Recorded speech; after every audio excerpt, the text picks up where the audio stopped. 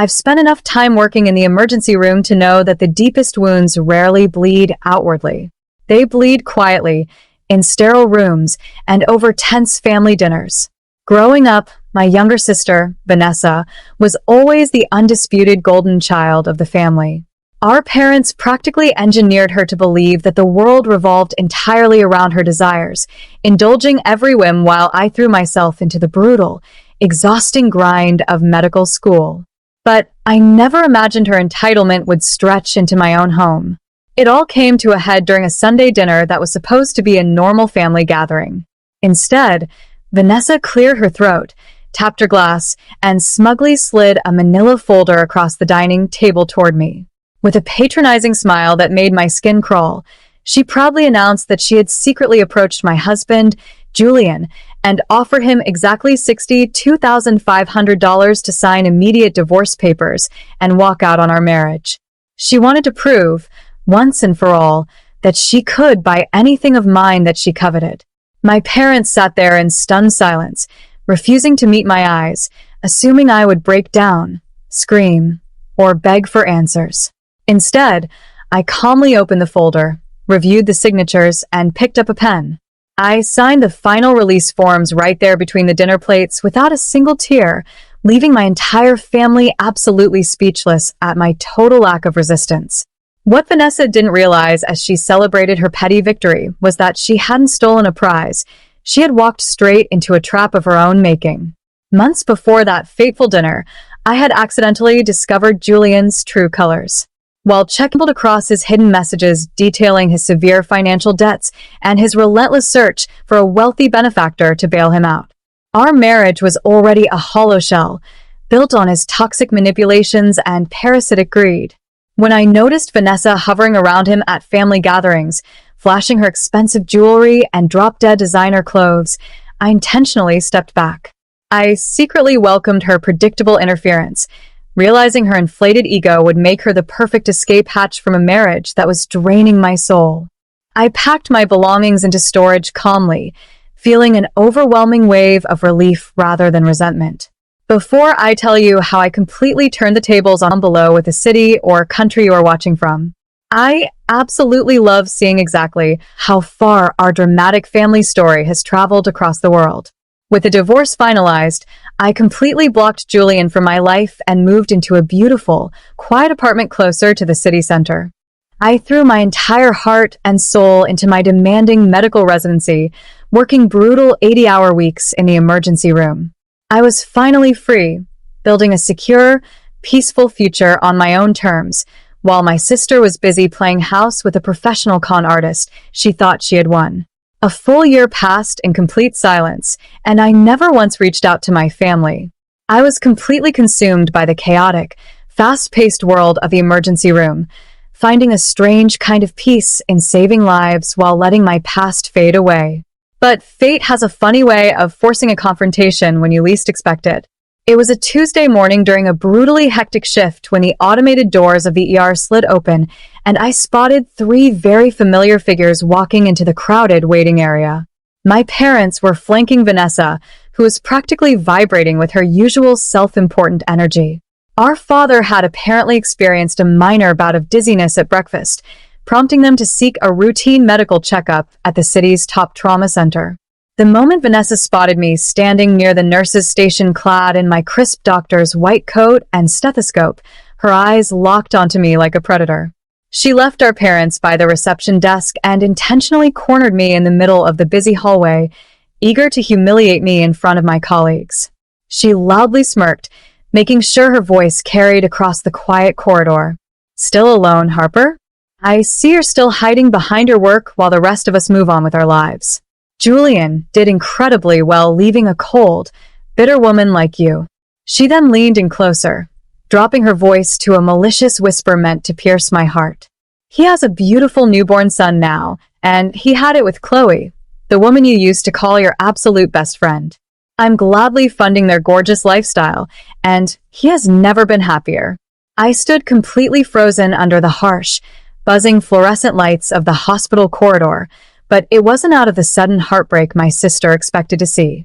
It was out of sheer, unadulterated disbelief at the sheer absurdity of the massive web of lies she had blindly swallowed over the last 12 months. I let her finish her entire venomous tirade, watching her chest heave with a triumphant pride that she hadn't earned.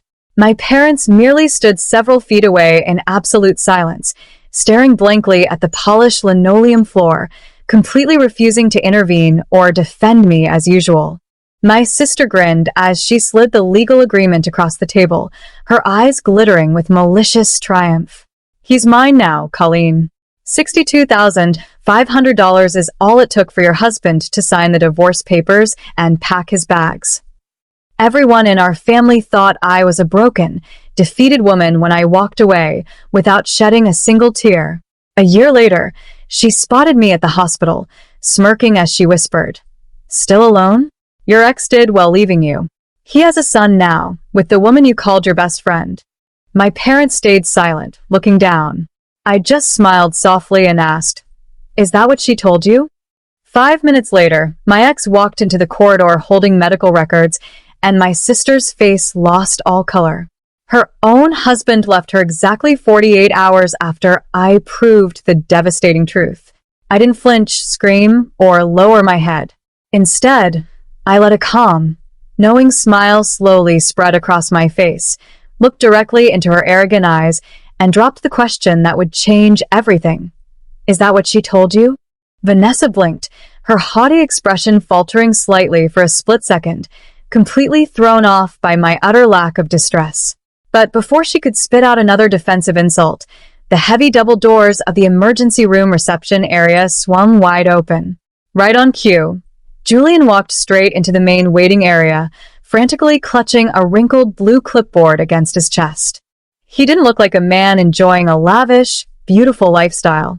He was completely disheveled, sporting deep purple bags under his bloodshot eyes, and looking visibly crushed under a mountain of immense stress. He was actively searching the room for my specific medical expertise because his newborn child was currently facing a critical genetic health inquiry that required immediate clarification.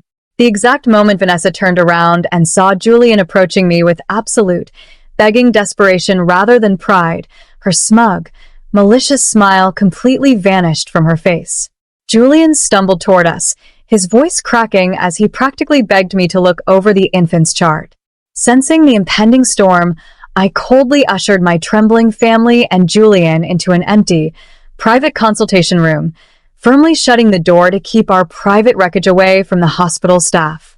Vanessa stood in the corner, her hands shaking as she tried to maintain her fierce grip on the situation. I took a deep breath, looked at them all, and finally shattered the grand illusion Vanessa had spent a whole year celebrating. "You think you stole him from me, Vanessa? The truth is, I had already frozen our joint bank accounts weeks before you handed him that cash," I revealed calmly. I explained that I had caught Julian systematically embezzling from my personal medical corporation to fund his secret lifestyle. The $62,500 Vanessa proudly paid him didn't buy his loyalty or his love.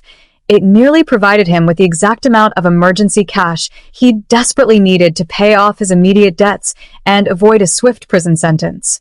Julian looked down at the floor, unable to deny a single word. But the revelation didn't stop there. Julian, eager to shift the blame, angrily turned on Vanessa in front of our stunned parents. He revealed to the shocked room that Vanessa had actually married a completely different, incredibly wealthy international businessman named Richard just months after our divorce. She had been using Richard's corporate funds to support Julian on the side, completely spinning a dark web of financial fraud while boldly lying to both men about where her money was going. The final piece of crushing evidence was about to drop right on top of Vanessa's carefully constructed empire. I calmly reached over, took the medical clipboard from Julian's trembling hands, and laid the official lab results flat on the table for everyone to see. I revealed that the newborn's detailed genetic records conclusively proved Julian wasn't even the biological father. Vanessa had spun a massive web of deceit between Julian, Richard, and Chloe, desperately trying to scam child support and secure fraudulent business investments from multiple angles. Before my sister could even attempt to fabricate another pathetic excuse, the consultation room door opened. I had already called Vanessa's actual husband, Richard, directly into the hospital hours prior, knowing the storm was coming. Standing out in the quiet, sterile corridor away from the chaos, I handed Richard the undeniable financial audit and medical proof that I had quietly compiled. The documents clearly showed exactly how Vanessa had been systematically draining his corporate marital funds to pay off Julian's old debts and fund a secret luxury apartment across town. Richard stared at the paperwork, his knuckles turning white as the full scope of his wife's betrayal sank in. He didn't scream or make a scene. He simply looked at Vanessa through the glass window with a cold, terrifying expression of pure disgust that signaled the absolute end of her gilded life. Richard folded the medical document slowly, turned on his heel, and walked out of the hospital in absolute silence, without casting a single glance back at his pleading wife. Exactly 48 hours later, he officially filed for a fault-based divorce, freezing Vanessa out of every single asset and bank account completely due to an ironclad prenuptial agreement she had signed. My sister was left utterly broke, stripped of her false status, and facing severe legal backlash for financial fraud, while Julian completely vanished into thin air to escape his remaining aggressive creditors. Meanwhile, my life returned to its beautiful, rewarding rhythm, completely untangled from the toxic envy that had plagued my family for decades. I continued to thrive in my medical career, knowing that true wealth is something you earn through hard work and integrity, not something you can ever buy with a stolen check. My sister thought she could easily buy my lifelong happiness with a petty price tag, but she ended up purchasing nothing but her own total ruin.